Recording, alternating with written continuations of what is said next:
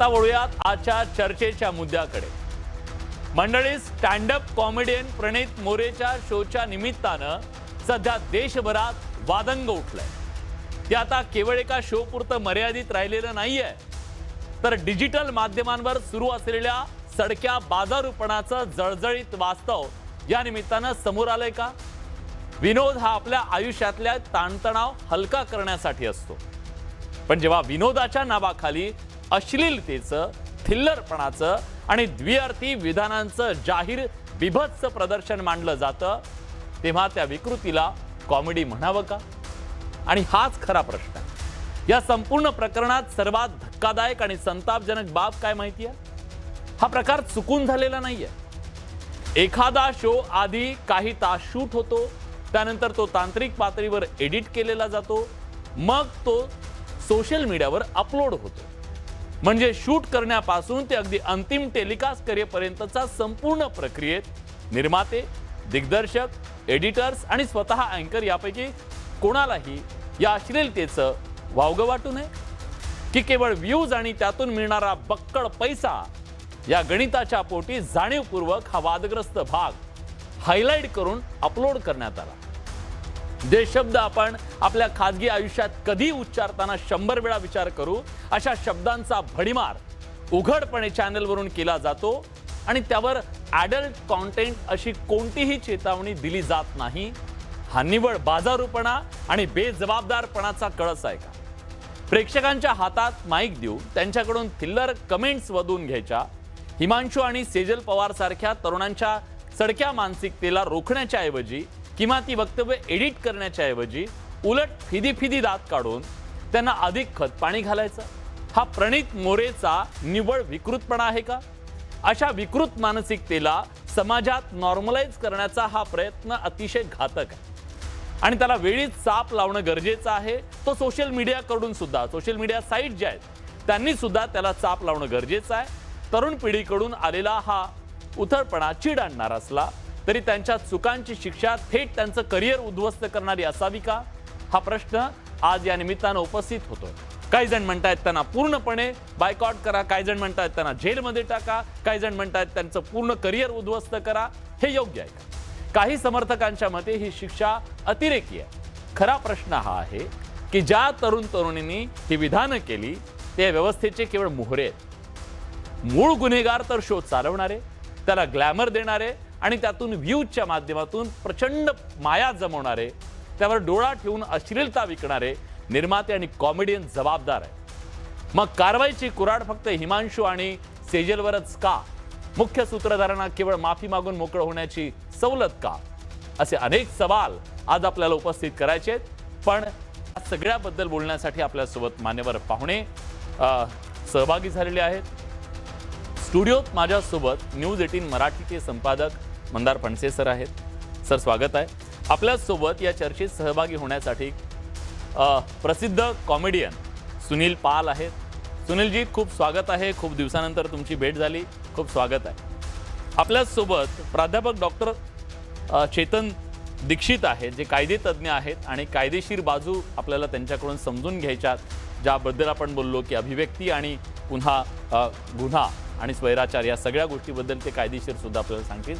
तुमचं सुद्धा स्वागत आहे। थोड्याच वेळात आपल्यासोबत stand up comedian Mandar Bhide हे सुद्धा जोडले जातील, ज्या मंदारजींना आपण सातत्यानं खूप सकस अशा प्रकारचे विनोद करताना बघितलेला आहे आणि खूप चांगल्या प्रकारे त्यांनी वर्ल्ड टूर सुद्धा केली आणि आपल्या कॉमेडीच्या बळावरती त्यांनी खूप लोकांचं प्रेम सुद्धा मिळवलेलं आहे। आणि किशोरी पेडणेकर कदाचित आपल्यासोबत जोडल्या जातील, मग त्यांच्याकडे सुद्धा जाऊया। पण आपल्यासोबत आता सुनील पालजी आहेत। मला सुरुवात त्यांच्यापासून करायची आहे। सुनील पालजी, हा सगळा जो वादंग आहे हा काय पहिल्यांदा नाहीये, याआधी सुद्धा एक मोठा वादंग झालेला होता, विनोदावरून निर्माण झालेला। मुळात हे आता जे विनोद म्हणून आपल्या ताटात वाढलं गेलेलं आहे त्याला तुम्ही विनोद मानता का? या सगळ्या वादाकडे तुम्ही कसं पाहता? याचा खूप भाऊ करावा की ह्याला सोडून द्यावा? हो, या लोकांना कॉमेडी किंवा कॉमेडी हा शब्द यांच्यासोबत लावण्यात वगैरे, कारण हे लोक कंटेंट मेकर्स आहेत, हे काही स्टँडअप कॉमेडी नाही किंवा कलाकार नाही। ही जी वयात दिसते हे सुद्धा काही स्टुडंट नाही, स्टुडंटच्या नावाने कलंक आहे. हम्म. तर अशा लोकांना मत देणारे जे व्हेन्यू, त्या व्हेन्यूवर सुद्धा एक हम्म. कायदा बनला पाहिजे. या व्हेन्यूवर जे कार्यक्रम होणार हा. त्या कार्यक्रमामध्ये दुय्यम अर्थी, अब्यूज लँग्वेज, डबल मिनिंग, शिव्या गाडी नाही झालं पाहिजे. अशा प्रकारे रूल्स बनले पाहिजे, सक्तीने त्याचं पालन झालं पाहिजे. त्याशिवाय सर्व कंट्रोलमध्ये होणार नाही. नाहीतर काय असं, याच्या आधी 2 लोक चर्चेमध्ये आले, अशाच प्रकारे चर्चेमध्ये आले, काहीतरी उलट बोलायचं, कुणाच्या आई वडिलाचं, कुणाच्या जातीवर किंवा धर्मावर उलट सुलट बोलायचं. कुणाला आपल्या समोरचे बिचार चेंजेस जे बसले आहे 19-20 वर्षाचे, जे आपल्या देश भविष्य आहे, त्यांना मिसगाईड करायचं आपल्या शब्दांनी, आपल्या बोल भाषेने. आणि हे असं करून आपला खिस्सा भरायचा किंवा आपलं काम करायचं. लोकांचं भविष्य खराब झालं तर चालेल, लोकांचं काम खराब तर चालेल, व्हॅल्यू तुटलं तर चालेल, काही झालं तर चालेल, पण आपलं नुकसान होता कामा. अशा पद्धतीची हे जे यांची जी वितरणी असते त्यांना आपण रोखलं पाहिजे. आणि त्या व्हेन्यूवर सक्तीने कानून कायदा पाहिजे असं मला वाटतं. कारण कला ही नाहीच आहे. कारण मी मागच्या 15 वर्षापासून एकच गोष्ट सांगतो की कलाकार बना, कलंकार बना. शिव्या गाडी किंवा कुठल्या दिव्यार्थी शब्दांना बोलणं समोर, किंवा काहीतरी जाती धर्मावर उलट सुलट बोलणं, आणि अशा लोकांना जे प्लॅटफॉर्म देतात ते माध्यम, केबीसी किंवा बिग बॉस म्हणा, यांना सुद्धा नोटीस गेला पाहिजे. यांना सुद्धा सांगितलं पाहिजे की अशा लोकांना वाव देऊ नका. नाहीतर काय होईल, येणाऱ्या जे कलाकारांना किंवा येणाऱ्या लोकांना, आपल्या नवीन कलाकारांना वाटेल की बाबा हा शॉर्टकट खऱ्या अर्थाने कला आहे की काय, असं त्यांना निश्चित वाटू शकतं. म्हणजे हा प्रसिद्धीसाठीचा एक शॉर्टकट आहे, अर्ली मनीचा हा शॉर्टकट आहे, आणि तो कलेला सुद्धा एक प्रकारचा शॉर्टकट आहे. कला नाहीये असं तुमचं म्हणणं आहे. आपल्यासोबत आणखी सांगू इच्छित नंबर जे NUMBERONE, आपण शॉर्ट मध्ये NO1 असतो, म्हणजे शॉर्टकट नंबर सुद्धा नो होतं. अशा प्रकारचं. ठीक आहे, मी तुम्हाला पुन्हा फोनवरून जोडण्याचा सुद्धा प्रयत्न करतो सर, जेणेकरून तुमचा आवाज आमच्याकडे आणखी क्लिअर आहे. मी येतो तुमच्याकडे. आपल्यासोबत आता स्टँडअप कॉमेडियन मंदार भिडेजी आहेत. मंदारजींना आपण सोशल मीडियाच्या माध्यमातून, स्टँडअप कॉमेडीच्या माध्यमातून सातत्यानं ऐकत आलेलो आहोत. पण मंदारजी, आज जेव्हा तुम्ही हा सगळा वाद पाहता, स्टँडअप कॉमेडीच्या नावाने जे आपल्या ताटात वाढलं जातंय, म्हणजे यूट्यूबच्या माध्यमातून जे आपल्या समोर येतंय, त्याला तुम्ही विनोद म्हणता का? आणि जो वाद आता सगळा निर्माण झालेला आहे, त्या वादाबद्दलचं एक कलाकार म्हणून तुमचं काय मत आहे? तुम्ही कलाकाराच्या बाजूने उभे आहात की कलाकाराला झोडपून काढणारी इथं सगळी जण आहेत त्यांच्या बाजूने आहात? नाही, हिंसेचं मी समर्थन ना याच्या आधी कधी केलंय ना मी आज करीन किंवा भविष्यात कधी करीन. झोडपून म्हणजे शब्द नाही मी असं म्हणजे मला असं वाटतं कायदा यंत्रणा आहे आपल्या देशात अजून तरी व्यवस्थित आहे, भक्कम आहे. तर कुणाला जर काही आक्षेप असेल तर आहेत पोलीस स्टेशन प्रत्येकाच्या घराच्या जवळ आहेत, तिकडे जाऊन तक्रार नोंदवा, सायबर क्राईमच्या तक्रारी नोंदवा. पण हे जे एक सोशल मीडिया विच हंट जी सुरू आहे ना, त्यांनी काय होतं ना, हेच कलाकार मोठे होतात अजून. म्हणजे तुम्ही सगळ्यांनी बघितलं की मागच्या वर्षी जे काही प्रसंग झाले, मी मागच्या वर्षी फेब्रुवारीत पण असाच अनेक न्यूज चॅनलवरती माझी प्रतिक्रिया घेण्यासाठी मला बोलवलं होतं, आणि ते सगळे कलाकार आज अजून मोठे झालेत जितके त्यावेळेला होते. त्याच्यामुळे थोडस असं का होतंय असं होतंय त्याच्या समाज स्वीकारतोय त्यांना, एका बाजूला समाज शिव्याही घालतोय, मग स्वीकारतोय कोण, मग त्यांना व्ह्यूज कसे मिळतायत, खूप कॉम्प्लिकेटेड आहे हे. हा, म्हणजे आता तुम्ही बघा, प्रणित मोरेचं जो आता किस्सा आलाय समोर, तर हा काय आजचा नाहीये, बरोबर. हे काय व्हिडिओ त्यांनी जितके त्याचे 50-100,000 व्हिडिओ आहेत, हे त्यांनी एका रात्रीत अपलोड नाही केलेत. हे रोज किंवा दर 2 दिवसांनी 3 दिवसांनी एक व्हिडिओ येत होता, आणि त्या व्हिडिओला लाखोत व्ह्यूज येत होते. म्हणजे तुम्ही बघितलं त्याच्या व्हिडिओला 50 लाख, 60 लाख, 70 लाख असे व्ह्यूज आहेत. त्यामुळे त्यालाही असं वाटलं असेल की लोकांना हे आवडतंय, त्यांनी ते प्रोत्साहन म्हणून समजलं असेल, आणि तो अजून बनवत गेला. त्यामुळे जितकं प्रणितला तुम्ही जबाबदार ठरवताय तितकेच जबाबदार हे बघणारे ऑडियन्स सुद्धा आहेत. आणि कुठेतरी मला एक हेही वाटतं की आज जी लोक अचानक जागे होतात की अरे कलेत दर्जा आणा, तर जे दर्जेदार कलाकार आहेत ना त्यांच्याकडे लक्ष कोणाचं आहे? म्हणजे मी तुम्हाला हे विचारतो की आज तुमचा चॅनल असं किती वेळा तुम्ही कव्हर केलं एखाद्या स्टँडअप कॉमेडियनला की बाबा ह्याच्या शो मध्ये कोणतेही अपशब्द नसतात किंवा हा इतक्या देशात जाऊन आलाय. तुम्ही पण स्टँडअप कॉमेडियनचा तेव्हाच कव्हर करता ज्या कंट्रोव्हर्सी होते, आणि ज्यांच्याकडे टॅलेंट नाहीये ते नेहमीच कंट्रोव्हर्सीचा आधार घेतात मोठं होण्यासाठी. आणि हा एक अप्रोच आहे. म्हणजे हा ना असं तुम्हाला वाटत असेल की ऍक्सिडेंटली हे झाले, तर तसं नाहीये. म्हणजे तू म्हणता हे जे झालंय ते मुद्दामहून केलेलं आहे, हे हेतू पुरस्सर केलेला हा सगळा वाद सुद्धा टू एन एक्सटेंट मला वाटतं बरीच लोक मुद्दामून करतात, कारण कंट्रोव्हर्सी ही पटकन मेहनत कोण करेल ना जोक लिहिण्याची. त्यापेक्षा मी असं आज काहीतरी आक्षेपार्ह आज विलाजी मी तुमच्याबद्दल काहीतरी बोललो तर तुम्ही ते कव्हर कराल आणि मग अचानक लोकांचे विले रे कोण आहे माणूस, मग ते माझ्याकडे येतील. आता जोक लिहून तुम्हाला करिअर बनवायला अनेक वर्ष जातात, कधी कधी 20-20 वर्षानंतर लोकांना यश मिळतं. पण कंट्रोव्हर्सी केली की लगेच तुम्ही 2 दिवसात अख्ख्या देशभरात हाऊसहोल्ड नाव होता तुम्ही. ठीक आहे, खूप महत्त्वाचं तुम्ही मांडलं. मी येतो पुन्हा एकदा आणखी एका राऊंडसाठी तुमच्याकडे येणार आहे, पण न्यूज 18 मराठीचे संपादक मंदार सर आपल्या सोबत आहेत. मंदार सर, एकूण हा सगळा जो वाद आहे त्या वादाच्या अनुषंगानं 2 वेगवेगळ्या टोकाचे मतप्रवाह दिसत आहेत. एक जण म्हणतायत की नाही हे जे आहे ते अतिशय चुकीचं आहे, हे होता कामा नये. दुसरी एक बाजू आहे ती सावरून घेणारी सुद्धा आहे, ते म्हणतायत की नाही ही अभिव्यक्ती सुद्धा आहे. एक लक्षात घेतलं पाहिजे, मला थोडासा अवधी घेऊन मला बोलायचं आहे. त्याचं कारण हा फार महत्त्वाचा विषय आहे आणि आपल्या घराघरामध्ये आणि प्रत्येकाच्या आयुष्यामध्ये प्रत्येकाच्या हातामध्ये असलेल्या मोबाईलशी निगडीत असलेला हा विषय आहे. अतिशय गांभीर्यानं हा विषय आपण जरी म्हणजे बघायला हवा, तरी सुद्धा आपल्याला एकही लक्षात घेतलं पाहिजे की समाज वर्तन पूर्णपणे बदललेलं आहे.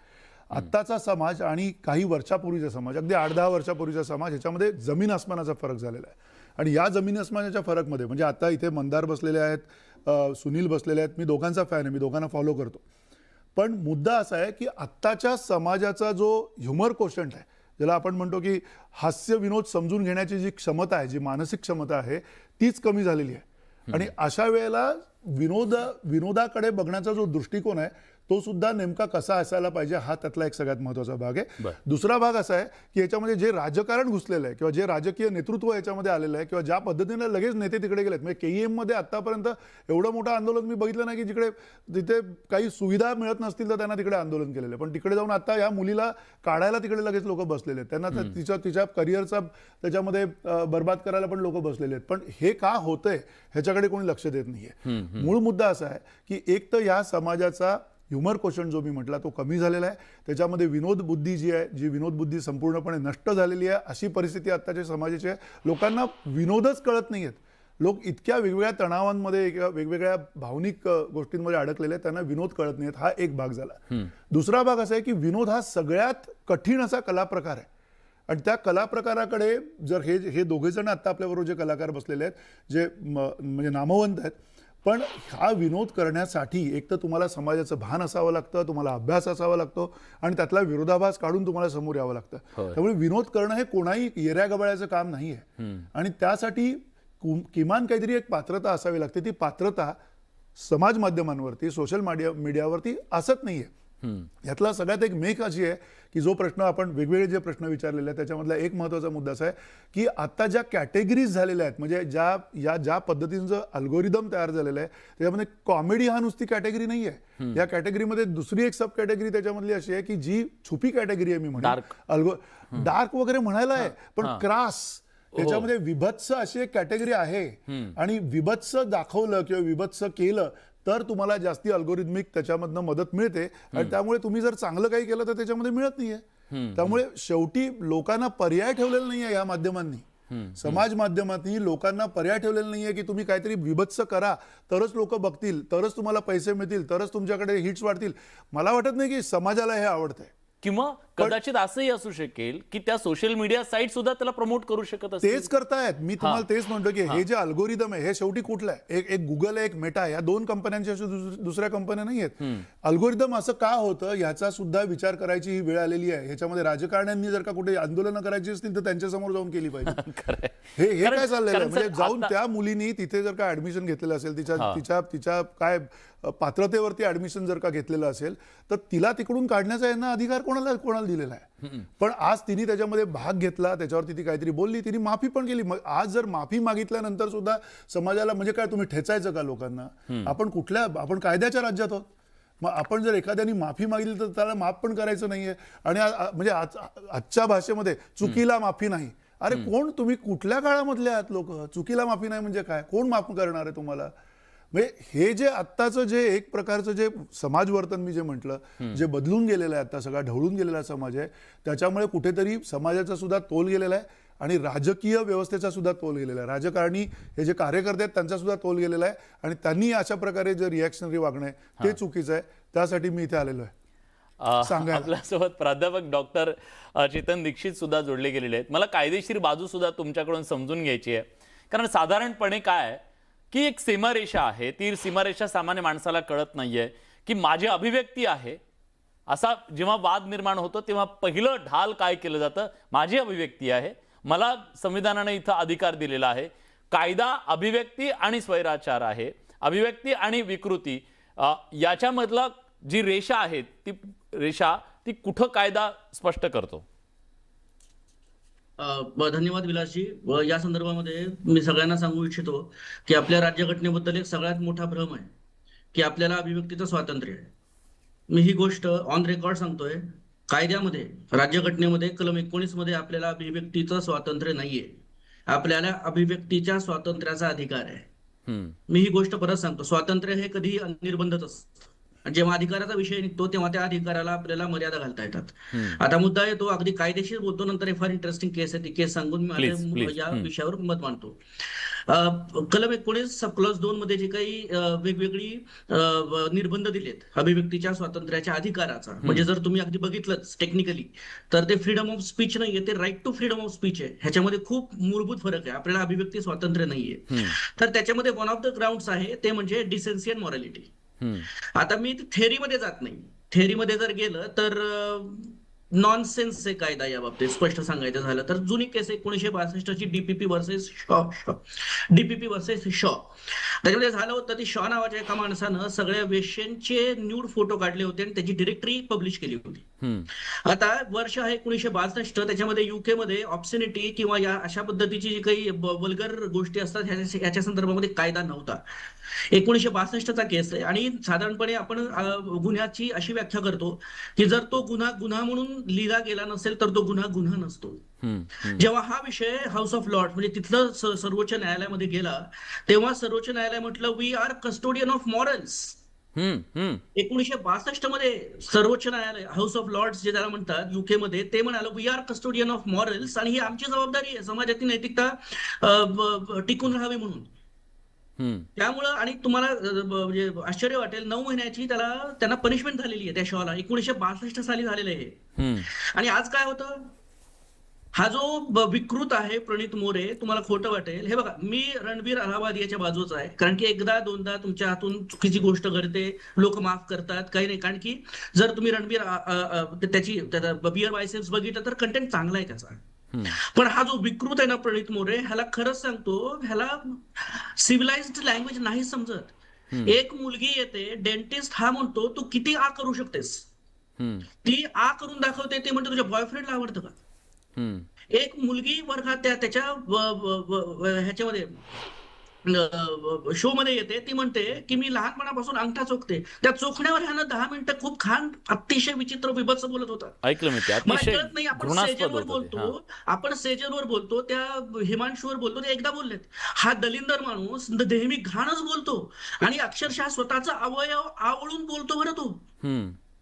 म्हणजे आपण जे म्हणतो ना पॉर्न, हे वर्बल पॉर्न आहे आणि तो भयंकर आहे. आणि मला जास्त वाईट कुठल्या गोष्टीचं वाटतं माहिती का विलासजी, काकू लोक जातात. मला एक आठवतं, मी काही शो सुद्धा बघितले ज्याच्यात लहान मुलं सुद्धा होती.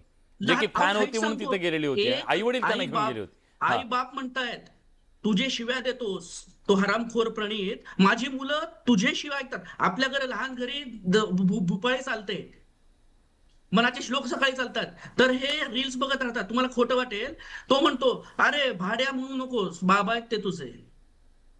म्हणजे त्यांच्या घरामध्ये ते लहान मूल त्या प्रणित मोरेकडून आई बहिणीच्या शिव्या म्हणजे शिकतंय आणि ते आई बापाला भारी वाटतंय.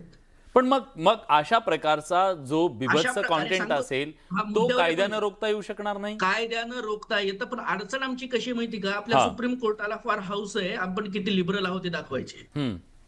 एका कॉमेडियनवर त्यांनी अशी ऍक्शन घेऊन दाखवावी. प्रणित मोरे फर्स्ट ऑफ ऑल हा अजिबात कॉमेडियन नाहीये, हा विकृत आहे. हम्म. आणि त्याचे असंख्य डिजिटल ट्रेल्स आहेत. एक जजमेंट सुप्रीम कोर्टानं पास करावं विलासजी, तुम्हाला सांगतो या सगळ्यांचे धाबेदार आणतील. हम्म. हम्म. सुप्रीम कोर्टाला हाऊस आली. अजून एक किस्सा सांगू का तुम्हाला विलासजी, तर Avik Sarkar versus state of West Bengal. Hmm. 30 second घेईन फक्त. अविक सरकार नावाच्या फोटोग्राफरने एक फोटो क्लिक केला होता, न्यूड फोटो होता तो, हम्म. एका स्त्रीचा आणि एका पुरुषाचा. हम्म. त्याच्यावर पश्चिम बंगालच्या शासनानं बंदी घातली. जेव्हा मॅटर सुप्रीम कोर्टाकडे गेलं, सुप्रीम कोर्टानं म्हटलं की before interpreting a content let's identify intent of a content creator. म्हणजे जे काही फोटो काढलाय त्याच्यावर हे कितपत अश्लील आहे हे बघण्याआधी आपण तो जो फोटो काढलाय त्याच्या मागची भूमिका समजून घेऊयात. त्या अविक सरकारला जेव्हा सुप्रीम कोर्टात बोलवलं तेव्हा तो म्हटला, जर तुम्ही त्या फोटोकडे बघितलं तर त्या फोटोमधली एक व्यक्ती ही काय म्हणतात व्हाईट आहे हम्म. आणि एक व्यक्ती ही ब्लॅक आहे. मला रेसिझमच्या विरोधात संदेश द्यायचा होता. अरे भाऊ 100 गोष्टी आहेत त्या मार्गे तू फोटो न काढता सुद्धा सांगू शकतोस. हम्म. आणि तो फोटो काढून काही क्रांती आणलेली नाहीये समाजामध्ये. कानाखाली द्यायला पाहिजे होती त्यावेळेस अविक सरकारला. अरे निवडच कशाला फोटो काढायचा आहे. बरोबर. मग मग मग याच्यातून एक चर्चेला नवा मुद्दा घेऊन येतोय, ज्याची बरोबर. खरं तर सातत्यानं चर्चा होत असते. मंदार सर, तुम्ही बोला त्याच्याबद्दल. साधारणपणे आपल्याकडे असं म्हणतो की नाही, समजा एखादी गोष्ट आहे नैतिकतेत ती बसत नाही, ती सामाजिक दृष्ट्या ते योग्य नाही म्हणून आपण ते करू नये. अशा अनेक गोष्टी आहेत ज्या कायद्यात कदाचित लिहिलेल्या नाही आहेत, कायद्यात नाहीत लिहिलेल्या, पण आपण म्हणतो की हे योग्य नाही आहे. तर नैतिकता आणि कायदा या सगळ्याची जी गल्लत होतीये, किंवा नैतिकतेचा आधार घेऊन कायद्याचं उल्लंघन होतंय का, किंवा कायद्याचा आधार घेऊन नैतिकतेचा ढोल वाजवला जातोय का? नाही, मुळात विलास, पुन्हा पुन्हा मी म्हणतोय की नैतिकता जी आहे ती कोण ठरवणार आहे. आणि नैतिकता ठरवत असताना जसं आता दीक्षित म्हणाले की नैतिकता ठरवण्यासाठी कुठल्या तरी एका सभागृहामध्ये नैतिकता ठरवावी लागेल ना. आज जर का एवढे वर्ष झाले आपण बघतोय की एवढी समाज माध्यमं बदलत गेली, त्या बदलांचा वेग प्रचंड आहे. आणि अशा वेळेला ती नैतिकता ठरवण्याला तिकडे बसलेले आहेत ना, सगळे संसदेमध्ये बसलेले आहेत लोक, आपल्याकडे राज्यामध्ये विधानसभेमध्ये सगळे बसलेले आहेत. त्यांनी नैतिकता तिथे समग्रपणे मांडली पाहिजे की नैतिकता समाजाची. सर, आज तुम्ही ते संपादक आहात. विधिमंडळ आहे, ते कायदेमंडळ आहे. ते कायदेमंडळाने विधिमंडळाने नाही करायची नैतिकता ठरवायची तर कोणी ठरवायची? पण संपादक म्हणून तुम्ही आज चॅनलच्या 100 गोष्टी आज इथं ठरवलेल्या आहेत सर, की मी हे चॅनल कारण या कायद्याच्या मध्ये आपण कायद्याच्या कक्षेमध्ये येतो. समाज माध्यमं जी आहेत ती कायद्याच्या कक्षेच्या पलीकडे Yes. गेलेली आहेत. त्यांचे विविध कायद्याचे जे काही पळवाटा आहेत त्या सगळ्या पळवाटांचा वापर करून समाज माध्यमं आता चालत आहेत. आणि अशा वेळेला समाज माध्यम आपण उघड्या डोळ्यांनी बघतोय. आपल्या अख्ख्या देशामध्ये देशाच्या विरोधात जर का उद्या काही अल्गोरिदम येणार असेल त्याच्यावरती आपल्या देशाचा काय कंट्रोल आहे? आणि तो असला पाहिजे किंवा नसला पाहिजे याच्यावरती काही कोणी डिबेट केलाय का? याच्यावरती विधिमंडळांमध्ये काही बोललं गेलंय का? आज अशी परिस्थिती आलेली आहे की भारतातली सार्वभौम देशातली माध्यमं सुद्धा या समाज माध्यमांच्या आहारी गेलेली आहेत. खरंय सर. आज कुठलंही माध्यम हे समाज माध्यमांच्या अल्गोरिदम शिवाय जगू शकत नाहीये. मग ही नियमावली कोण करणार आहे? ही नियमावली करावी लागेल आज ना उद्या, नाही तर हा असाच गोंधळ सातत्यानं सुरू होईल आणि त्याच्यामध्ये असंच एकदम विकृत असं राजकारण होत राहील. आज त्या मुलीला टार्गेट केलं जातंय, आज त्या मुलाला त्याची नोकरी घालवायला जे काय असेल, माफी मागली ना. आज खून केल्यानंतर सुद्धा तुम्हाला खुनाची एक शेड आहे ना, तुम्हाला culpable homicide amounting to murder and not amounting to murder अशा प्रकारची आहे ना सुविधा त्याच्यामध्ये. तुम्ही कुठला गुन्हा केलाय आणि कुठला गुन्हा केलाय, त्या गुन्ह्याला काय शिक्षा आहे हे ठरवायची काहीतरी उतरंड असेल ना. हो, ती नाही, ती उतरंड कोणी कायद्यानुसारच ठरवायची? झाली पाहिजे, त्याच्याबद्दल दुमत नाहीये. कायद्यानुसार झालं पाहिजे ते. पण एक गोष्ट आहे, आता हा डिबेट शो मी कंडक्ट करतोय ॲज अ अँकर म्हणून, पण या डिबेट शोमध्ये हे माझे चारही जे पाहुणे आहेत ते काय बोलतायत, ते जर समजा चुकीचं बोलत असतील तर कायद्यात कुठं लिहिलेलं नाहीये की अँकरनं असं करावं, पण ती माझी जबाबदारी आहे. इट्स माय रिस्पॉन्सिबिलिटी की समाजामध्ये कुठलंही तेढ निर्माण होणार नाही असं वक्तव्य यांच्याकडून येणार नाही. यांच्याकडून ह्या पाहुण्यांकडून कुठल्याही प्रकारचं असं वक्तव्य येणार नाही की ज्यामुळे कुणाला लज्जा निर्माण होणार नाही, किंवा ह्या सगळ्या पाहुण्यांकडे बसून मी त्यांच्याकडून चुकीच्या गोष्टी वधवून घेणं हे कुठल्या कायद्यात नसेल कदाचित, पण माझी जबाबदारी आहे. मग मंदारजी एक कॉमेडियन म्हणून किंवा सूत्रसंचालक म्हणून, अँकर म्हणून ही जबाबदारी विसरली जाते का, हा माझा सवाल आहे. मला वाटतं ज्या 2 मोठ्या कंट्रोवर्सी झाल्या आहेत सोशल मीडिया विश्वात, आपला स्टँडअप कॉमेडीच्या विश्वात गेल्या 2 वर्षात, हा, तर त्यात थोडं हे झालंय की हे कोणतेही जे व्हिडिओ होते ना हे लाईव्ह स्ट्रीम नव्हते झाले. हे व्हिडिओ रेकॉर्ड करून मग एडिटर कडून एडिट करून मग ते अपलोड केले गेले होते. त्यामुळे कधी कधी असं होतं की आज समजा मी तुमच्या चॅनलवर आलोय आणि आपण काही पूर्वतयारी नाही केली आहे किंवा तुम्ही मला काही स्क्रिप्ट दिली नाहीये आणि मी एखादी शिवी माझ्या तोंडातनं निघाली तर पण मी थांबवेन तुम्हाला, मी प्रोत्साहित नाही करणार तुम्हाला. मला सांगायचा अर्थ माझा हा आहे की आता तो तुम्ही कदाचित लगेच तो एडिट करायला थोडा वेळ जाईल तुम्हाला, पण जर हा तुम्ही आता रेकॉर्ड करून उद्या रिलीज करणार असाल आणि त्यात तुम्ही ते आक्षेपार्ह जर माझं स्टेटमेंट ठेवलं तर कुठे ना कुठे ती तुमची जबाबदारी येते. एक्झॅक्टली. आता लाईव्ह शो मध्ये बरेचदा ऑडियन्सशी आपण बोलताना ऑडियन्स काय बोलेल याचा काही नेम नसतो, कारण आपण पर्सनली ओळखत नसतो या लोकांना. पण आपली एक जबाबदारी असते की आपल्याला आपल्या चॅनलवरती काय टाकायचंय. पण मी सुरुवातीला म्हटलं तसंच आहे की काही लोकांना ना 2 हे असतं की एक त्यातलं काही चूक आहे असंच वाटत नाही. कारण काय झालं ना, इंटरनेटवरची जी पोरं आहेत ना, आज जर कोणी शिवी दिली ना, मी आता तुमच्या न्यूज चॅनलवरती येऊन कोणाला शिवी दिली तर लोकांना उद्या माझ्या रील टाकतील #लेजेंड म्हणून. की सध्या दर्जाच इतका पडलाय की एक शिवी देणारा लगेच समाजासाठी लेजेंड होतो. त्यामुळे कुठे ना कुठे मला वाटतं लोक प्रोत्साहित करतात म्हणून चुका घडतात. मी पुन्हा तेच म्हणेन की जे काही झालंय त्यात एकट्या कलाकाराची चूक नसून ती ऑडियन्सची पण चूक आहे तितकीच. आणि मंदार सर मगाशी म्हणाले तसं की खुनाला पण काही हे असतात आणि प्रत्येक खुनी असतो ना, कायदा त्यालाही एक रिफॉर्म होण्याचा किंवा आपली चूक सुधारण्याची संधी देतं. मला वाटतं आता जितकं झालंय तेवढं झालंय. ज्यांना चुका ज्यांच्याकडून झाल्या आहेत त्यांना आय होप की त्यांच्या काय चुका झाल्यात त्या कळलं असेल, माफी सुद्धा मागितली आहे. आणि मी प्रार्थना करतोय की ही जी माफी आहे ही जेन्युइन अगदी मनापासून आलेली माफी असेल.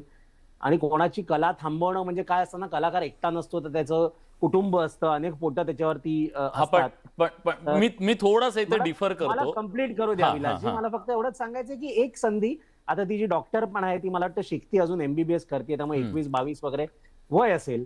चुका या सगळ्यांकडून घडतात. मी उगाच फार त्याच्यात जात नाही. पण एक परवा राजकीय नेते आहेत महाराष्ट्रातले खूप मोठे, त्यांनी फार एक लूज स्टेटमेंट केलं आहे. तर आता काय ना, आपण सॉफ्ट टार्गेट नेहमी पिक करतो. आता मला पण भीती वाटते त्यांचं नाव घेण्यासाठी. प्रणितचं नाव मी 4 वेळा घेतलं, त्यामुळे आपण कुठेतरी आपण सॉफ्ट टार्गेटला पण खणतो आपण सोशल मीडियावरती. त्याच्यामुळे मला वाटतं संधी ही दिली पाहिजे. चूक झाली आहे नक्की, मी काही त्याचं समर्थन करत नाहीये, पण मला वाटतं तुम्ही किती त्याला एअर टाइम द्याल आणि किती तुम्ही त्याला महत्व द्याल हे आपल्यावर आहे. शेवटी प्रत्येकाला कामं आहेत. मी मंदारजी एक फक्त माझा डिफर आहे याच्यामध्ये. मला असं म्हणायचंय की हे मोहरे होते, अगदी स्वाभाविक आहे, ते तिथे गेले आणि ते तिथं बोलले असतील आणि त्यांनी माफी मागितली, हा भाग एका बाजूला. पण सातत्यानं आपण जर या कॉमेडियन म्हणणारा जो प्रणित मोरे आहे त्याचे सगळे व्हिडिओज बघितले तर सातत्याने हॅबिच्युअली ज्याला आपण म्हणतो अशा प्रकारचा तो कंटेंट तो कसा निघेल याच्यासाठी सातत्यानं प्रयत्न करणं, तोच पुढे फॉरवर्ड करणं किंवा तो अपलोड करणं आणि त्याच्यासाठी प्रयत्न करणं. मग सुनील पालजी सांगा, या अशा व्यक्तींना जाऊ दे, सोडून दे, त्याचंही पोट असेल, त्यालाही बरं, त्याला कशाला असं सोडून द्यावं की कान पिळायला पाहिजेत? अजिबात नाही. कारण हे सर्व बालिक आहेत, सर्व ऍडल्ट आहेत. त्यांना माहित आहे की आपण काय करतो, आपण काय बोलतो, त्याचा प्रभाव काय पडेल. मी तर कितीदा असं बोललो की 10-15 वर्षापासून मी हे बोलतो की त्यांच्या आई वडिलांना बसवा यांच्या कार्यक्रमामध्ये. कपिलच्या शो मध्ये कसं तो आपल्या आईला बसवतो. काय बोललात, कपिलच्या शो मध्ये हे व्हायरल व्हायला पाहिजे खरं तर. आपल्या आईला कसं बसवतो ना, तसं यांनी सुद्धा आपल्या कार्यक्रमामध्ये आपल्या आईला, बहिणीला, एखादी आपल्या घरच्या एखाद्या स्त्रीला बसवायचं. करत तुम्ही कुणासाठी? त्यांच्यासाठी करता ना, आई वडिलांसाठी करता. ठीक आहे. चेतनजी, तुमचं काय मत आहे की अशा प्रकारच्या गोष्टींना जर आळा घालायचा असेल तर नेमकं काय करायला हवं? आपण त्याच्याकडे थोडंसं आपण जास्त प्रगल्भ काय म्हणूया त्याला, की ठीक आहे बाबा आपण सोडून द्या असं म्हणून त्याच्याकडे बघायला हवं? आपण थोडं जास्त अजून म्हणजे लिबरल व्हायला हवं, की ह्याला वेळच्या वेळी आळा घालायला हवा आणि सगळ्यांनी म्हणजे ज्या यूट्यूब असेल किंवा त्यांनी खरं तर अनेक गोष्टी त्यांनी केलेल्या आहेत, पण तरी सुद्धा हे का समोर येत आहे हा प्रश्नच आहे. विलासजी, ह्या गोष्टींना आळा घालणं खूप सोपं आहे. एकच कानाखाली गरजेची आहे. स्पष्ट बोलतो आपण ती कायद्यात कानाखाली नाही ना बसत. म्हणजे कानाखाली एक मिनिट कानाखाली म्हणजे अगदी लेमॅन टर्म मध्ये नाही, कायद्याच्या हा दृष्टिकोनातून कायद्यात आपल्याला फक्त एक जजमेंट असं पाहिजे की जिथे त्या युट्यूबरला जबरदस्त त्यांनी घेतलेलं आहे, स्पष्ट सांगायचं झालं तर. आणि मंदारजी ज्या पद्धतीने म्हणत होते, जगातली ही अडचण आहे की ऑब्सॅनिटी किंवा इंडिसेन्सीची व्याख्या करता येत नाही. आणि कारण की ते इतकं विचित्र प्रकरण आहे, त्याच्या भरपूर टेस्ट आहेत मंदारजी.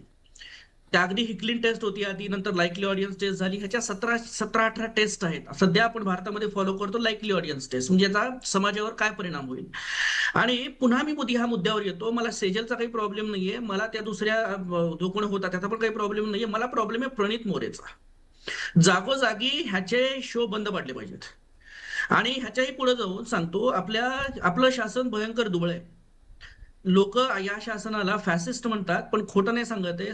जेव्हा समाज माध्यमांवर कायदा किंवा कायद्याचा बडगा उचलण्याची जेव्हा वेळ येते ना, तेव्हा हे शासन शेपूट घालतं. माफ करा. एक उदाहरण सांगतो मंदारजी, तुम्ही म्हणत होतात की कायदे मंडळ वगैरे त्या संदर्भामध्ये 2 ते 3 वर्षांपूर्वी त्यांनी लायबिलिटी ऑफ इंटरमिडिएटची गाईडलाईन्स आणल्या होत्या. जर तुम्हाला माहित असेल, Twitter versus union of India फार मोठा वाद झाला होता. ट्विटर म्हटलं होतं की आम्ही ते काही गाईडलाईन्स फॉलो करणार नाही. काय केलं सेंट्रल गव्हर्नमेंटनं? काय केले असते त्यांचे सगळे ऑफिसेस बंद. किती दिवस लोक बोंबलली असती. त्यांनी माझ्या माहितीनुसार एक्सनं अजून सुद्धा नोडल ऑफिसरची नेमणूक केलेली नाहीये. माझ्या माहितीनुसार हे बरेच समाज माध्यमांच्या गाईडलाईन्स 2022 ला बाहेर आलेल्या आहेत. त्या अनुषंगानं प्रत्येक समाज माध्यमांनी नोडल ऑफिसरची आणि प्रॉपर गाईडलाईन कंटेंट अगदी तुम्ही व्यवस्थित म्हणालात, अँकर जशी तुमची जबाबदारी आहे तशी त्यांची जबाबदारी व्यवस्थित लिहिलेली आहे. पण मला कळत नाहीये हे शासन घाबरतंय. काही अवघड नाहीये. एका दोघांना तुम्ही आत घ्या, बाकीचे शाश्वतासारखे सरळ होतील. आणि जेव्हा हा प्रणित मोरे असतो ना, आपले जे मंदारजी आहेत, आपल्या सुनीलजी आहेत, मी इथं त्या झाकीर खानचा पण उल्लेख करेन, इथं मी रवी गुप्ताचा पण उल्लेख करेन. हे अजिबात बिलो द बेल्ट बोलत नाहीत. आणि त्यांचं ट्रॅक्शन पण कमी नाही, मजबूत आहे. लोकांना आवडतं. सुनील पालजींची एक छोटीशी कमेंट घेतो, त्यांना जायचं आहे. सुनील पालजी, या सगळ्यातनं तुम्हा सगळ्या कलाकारांचं असं म्हणणं आहे की कलेची सुद्धा हत्या होते, कलेला सुद्धा मारलं जातं एक प्रकारे. जी निखळपणा आहे, विनोदातला निखळपणा आहे, एक संवेदना सुद्धा आहे, विनोदात सुद्धा संवेदना आहे, ती संवेदना मरते. बरोबर आहे. आपण आपल्या मराठीमध्ये इव्हन हास्यचित्र बघा किंवा चला हवा येऊ द्या बघा, किती मेहनत करतात लोक, किती मेहनतीने विनोद निर्माण करतात. महाराष्ट्रभरामध्ये, जगभरामध्ये किती फेमस आहेत लोक. Comedy is not a easy work. त्याच्यासाठी काम केलं पाहिजे. आणि हे सर्व शॉर्टकट करतायत, शिवी गाडी करून किंवा उलट सिद्ध काम करून. तर वेणूला सुद्धा तितके वेणू असतात हे परफॉर्म करणारे. याच्यामध्ये सक्तीनं कारवाई केली पाहिजे की बाबा याच्यामध्ये अशा शिव्या गाड्या होतं कामा नये, अशा डबल मिनिंग डायलॉग होता कामा नये. आणि यांच्या कार्यक्रमामध्ये नेहमीच एक रूल असला पाहिजे की तुमच्या कार्यक्रमामध्ये तुमची एक कुठली तरी बाई बसवा. म्हणजे तुमची बहीण असो, बायको असो, मुलगी असो, कुणीतरी तुमची एक बाई बस. हा म्हणजे लोकांच्या कुटुंबांना तुम्ही जे ऐकवताय ते तुमच्या कुटुंबांना ऐकवण्याच्या लायकीचं आहे का ते आधी दाखवा, असं तुमचं म्हणणं आहे. कारण फॅमिली करता ना. खूप धन्यवाद. पण मंदार सर, प्लीज मला एक प्रश्नाचं उत्तर तुमच्याकडे हवं आहे. स्वातंत्र्य आहे, प्रत्येकाला स्वातंत्र्य हवं आहे, पण माझ्या स्वातंत्र्यामुळे जर समोरच्याचं स्वातंत्र्य धोक्यात येत असेल. आता मागच्या वेळेस तुम्ही बघा की याच प्रणित मोरेला सोलापूरमध्ये एका व्यक्तीच्या बद्दल अतिशय अश्लाघ्य बोलल्याच्या बद्दल लोकांनी प्रसाद दिला होता. ते काही योग्य नाही, कायदेशीर त्यांनी करायला हवं होतं. पण जेव्हा तुमच्या स्वातंत्र्याच्यामुळे माझं स्वातंत्र्य किंवा माझ्यामुळे अनेकांचं स्वातंत्र्य धोक्यात येत असेल, तर मग त्याच्याबद्दल कायद्याचा बडगा उगारला तर चुकीचं काय? नाही, मुळात उगारलाच पाहिजे. पण जसं दीक्षित मगाशी त्याच्या आधी सुरुवातीलाच बोलले होते, मुळात स्वातंत्र्य म्हणजे स्वैराचार नाहीये ना, हे तर सगळ्यांनाच माहिती आहे. पण मूळ मुद्दा असाच आहे की बऱ्याचदा अशी एखादी ज्याला कॉन्ट्रोवर्सी, एखादा धुरळा उडतो, त्यावेळेला चोर सोडून संन्याशाला फाशी दिली जाते. आणि मग अशा वेळेला आता बऱ्याचदा एक लक्षात घ्या की ही तरुण मुलं आहेत, ही नवीन मुलं आहेत, या नवीन मुलांची भाषा बदललेली आहे, या नवीन मुलांची आपसातली भाषा बदललेली आहे.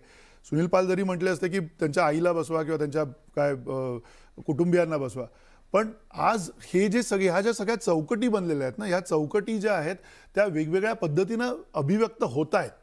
आणि त्या अभिव्यक्त होताना अशा प्रकारची अभिव्यक्ती का समोर येते समाजामध्ये, त्याचाही आपण अभ्यास केला पाहिजे ना. त्याचाही कुठेतरी काहीतरी अभ्यास केला पाहिजे. अशा प्रकारे तरुणांना ह्याच भाषेत का बोलावं असं वाटतंय त्यांना. ते भाषेचा म्हणजे मी जे म्हटलं की समाज वर्तन पूर्णपणे बदललेलं आहे. ते वर्तन बदलण्याचे जे काही संदर्भ आहेत त्या सगळ्या संदर्भांना घेऊन हा पॉलिटिकल अजेंडा का होत नाहीये. पॉलिटिकल अजेंडा तो का होतो की यांना याच्यातनं काढा, त्याच्यातनं बाहेर काढा, त्याच्यातनं हे करा.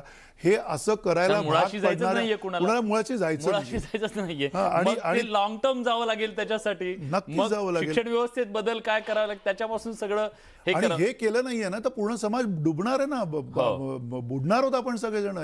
कारण ह्या नियमावली जर का झाल्या नाही व्यवस्थित तर सातत्यानं ह्या गोष्टी घडत जाणार आहेत. कदाचित होऊ नये, पण एखाद्या वेळेला कायदा हातात घेऊन एखादा मॉब लिंचिंग होऊ शकतो अशा प्रकरणामध्ये. खरंय. आणि एक नैतिक अधिष्ठान जे आहे समाजाचं, नैतिक मूल्य आहेत, त्या मूल्यांवर हा देश उभा आहे, हा समाज उभा आहे. ती पूर्ण मूल्य तोडून मोडून टाकणं म्हणजे कूल होणं नाहीये. एक महत्वाचं थोडक्यात सांगायचं आहे की या सगळ्याच्यामध्ये टार्गेट कोण होतं. एक मुलाची नोकरी गेली, तो बाजूला झाला, ते झालं, बिर्याणी प्रकरण झालं, पण सगळीकडे टार्गेट महिला होत्या. या सगळ्या जोक म्हणजे महिला नाही ना, महिलांवरती जोक करण्याचा जो मुद्दा आहे तो सुद्धा एक महत्वाचा मुद्दा आहे. या सगळ्या बाबी ज्या आहेत त्या तपासून घेतल्या पाहिजेत, त्याच्यावरती कायदे झाले पाहिजेत, त्याच्यावरती काहीतरी एक मोठं काम होण्याची गरज आहे. ते होताना दिसत नाही आता. खरंय सर. आणि म्हणजे इथली एक महिला, तिचं चारित्र्य, तिचा सन्मान हा एक बिर्याणी 370 रुपयाची असू शकत नाही. हे सुद्धा ह्या पिढीला सांगावं लागेल, कारण तो तिच्या सन्मानाचा विषय आहे. त्यामुळे असे अनेक प्रश्न, अनेक कंगोरे या विषयाला आहेत.